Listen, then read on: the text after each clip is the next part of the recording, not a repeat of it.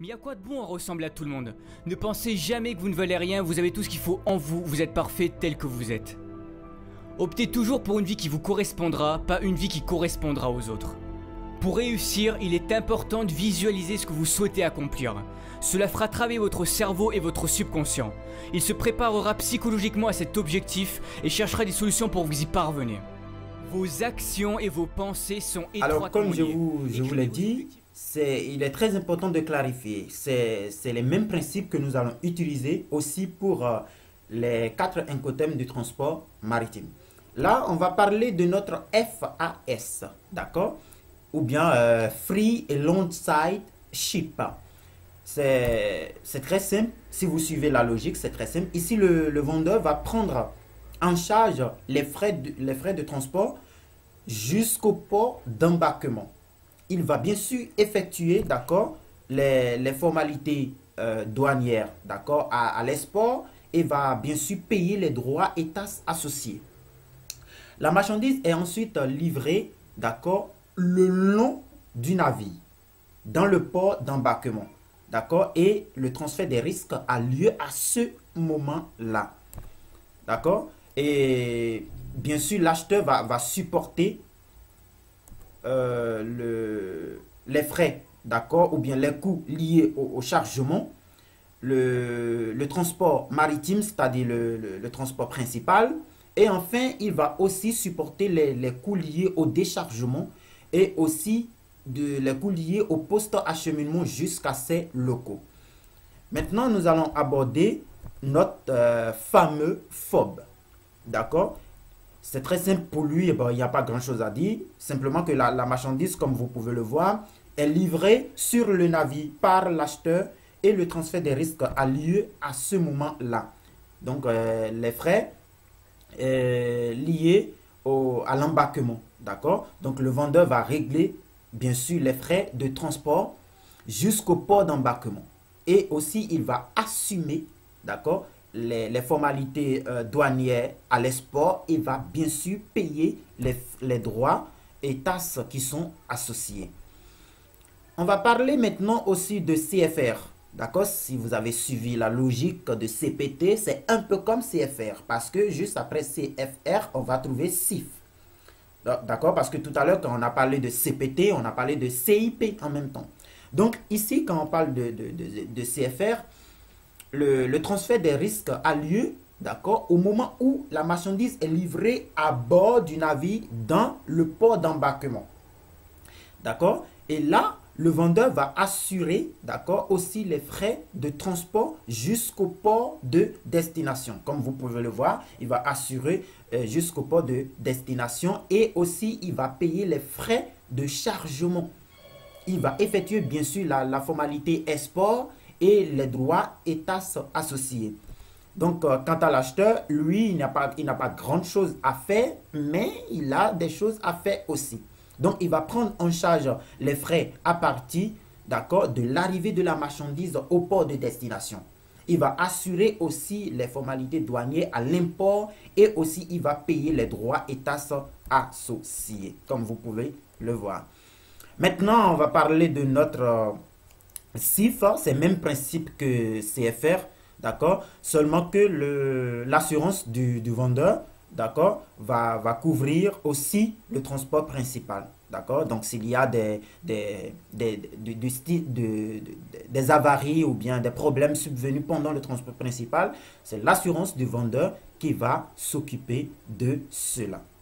Maintenant, nous allons aborder les 3 derniers incoterms qui vont couvrir tous les modes de transport. Dans ce cas, nous allons rapidement aborder notre fameux DAP.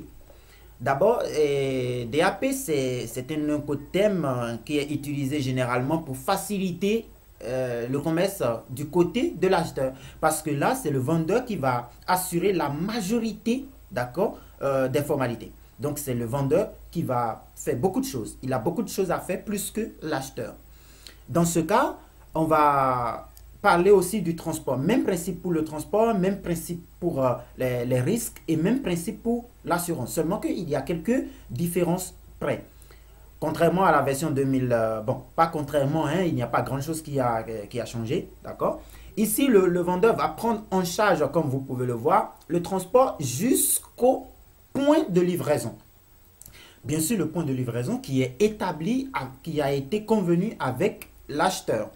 Il va aussi assumer tout ce qui est coût et risque, d'accord, jusqu'à ce point-là. Donc, ici aussi, on va parler de l'acheteur, d'accord, qui va récupérer sa marchandise une fois, d'accord, attention, une fois que celle-ci est mise sur son moyen de transport. Et à partir de là, il va bel et bien organiser le déchargement. Il va payer les formalités douanières à l'import et aussi les droits et taxes qui sont associés. Et maintenant, nous allons aborder notre DPU, Delivery at Place Unloaded. C'est ce qui a complètement changé la version, d'accord, 2010.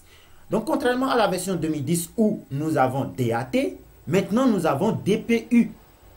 Quelle est la différence? Ici, d'accord, en plus du transport principal, bien sûr, le vendeur doit prendre en charge l'organisation et le paiement, d'accord, du déchargement de la marchandise au point de destination et son acheminement jusqu'à l'adresse de déchargement qui a été convenu avec l'acheteur. Avant, on parlait de DAT, on livrait la marchandise au niveau du terminal. Mais avec DPU, on peut livrer la marchandise dans les locaux de l'acheteur, on peut livrer la marchandise au niveau d'un entrepôt, on peut livrer la marchandise n'importe où, d'accord? Ce n'est plus forcément au niveau du terminal. Et bien sûr, on va parler aussi du transfert des risques, d'accord?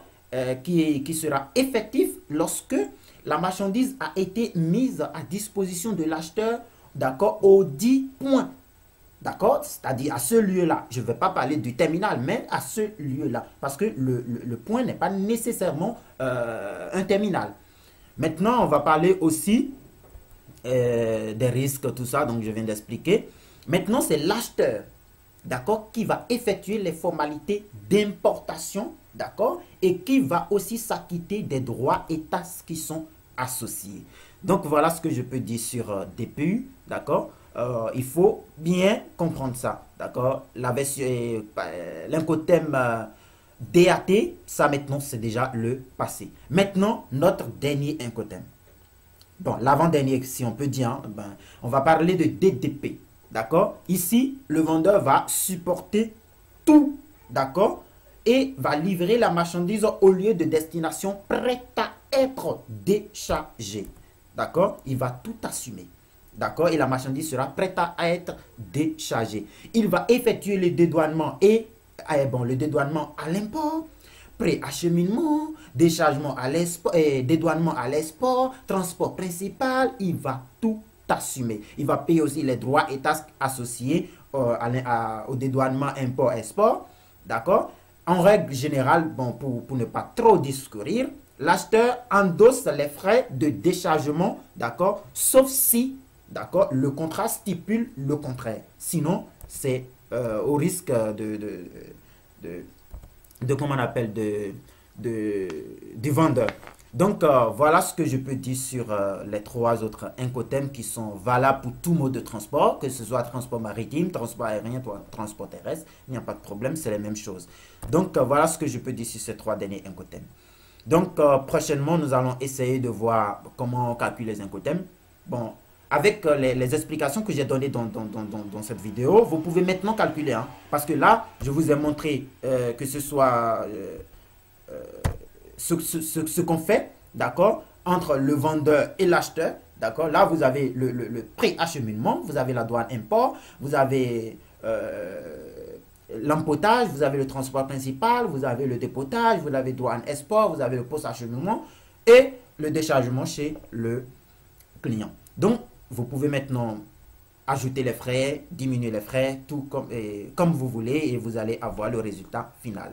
Maintenant, sans plus tarder, je vais vous dire à la prochaine fois et je vous remercie infiniment.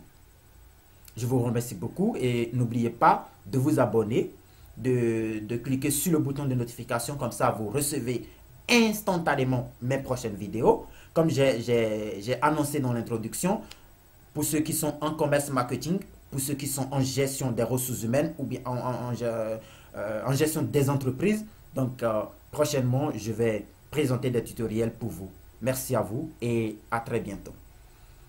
Relève-toi car ce n'est pas fini tant que tu n'as pas décidé. C'est toi qui fixes encore une fois tes propres limites. Beaucoup de ceux qui ont réussi sont passés par la pauvreté, l'isolement sans que la vie leur montre une seule seconde que quelque chose de meilleur pouvait leur arriver. Mais ils avaient confiance en eux et en leur avenir et que tôt ou tard ils y arriveraient.